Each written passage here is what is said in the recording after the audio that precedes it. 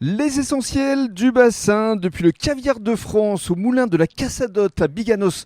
Je suis ravi d'accueillir Heather, bonjour. Bonjour. Alors vous référencez ici les produits d'Olivier Dumontet Calalati.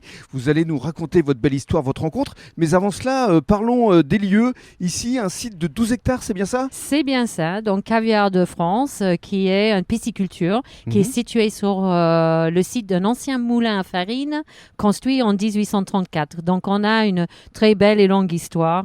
Ici, on travaille avec un affluent de la Leyre, que tout le monde localement doit connaître, le lac Anneau. Oui. Et on a une très bonne qualité d'eau pour nos poissons, car on travaille en circuit ouvert. Donc, nos poissons vivent dans un environnement où il y a des eaux neuves en permanence qui, évidemment, facilitent la qualité de leur vie et le produit fini. Donc ils sont élevés dans des conditions naturelles, évidemment, parce que les valeurs, l'éco-responsabilité, ça vous parle? Ah oui, si. Nous, on est très concernés par la qualité de l'environnement en général et l'environnement de vie de nos poissons pour obtenir, évidemment, des très bons produits. Alors les caviars sont confectionnés ici depuis plus de 30 ans, depuis 1993, je crois. C'est ça. Et alors racontez-nous votre rencontre avec Olivier lorsqu'il est venu vous voir, justement, vous avez eu un coup de cœur?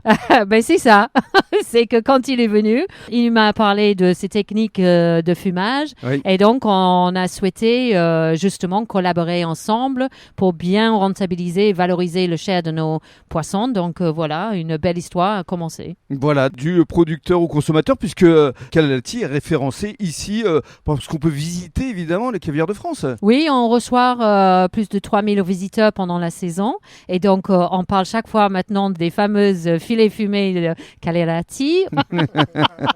Oui, et les gens sont ravis parce que, évidemment, cette histoire de valorisation de nos poissons, etc., est très importante et le produit est excellent. Bien sûr. Et les gens ont envie de découvrir. Alors justement, il y aura une dégustation de vos caviars ce 13 septembre prochain au Piteil, à Arès, chez notre ami Arnaud Chartier. C'est ça. Et on va donner peut-être la parole aussi à Olivier, parce qu'il va nous parler de votre rencontre. Merci beaucoup, Heather. Qu'est-ce que ça représente pour vous, Olivier, justement, d'être ici au Caviar de France? Ah bah une grande fierté, hein. Franchement, le fumoir étant à Biganos, il me paraissait évident pour moi de se rapprocher des veurs et de mettre en exergue l'esturgeon fumé de Biganos.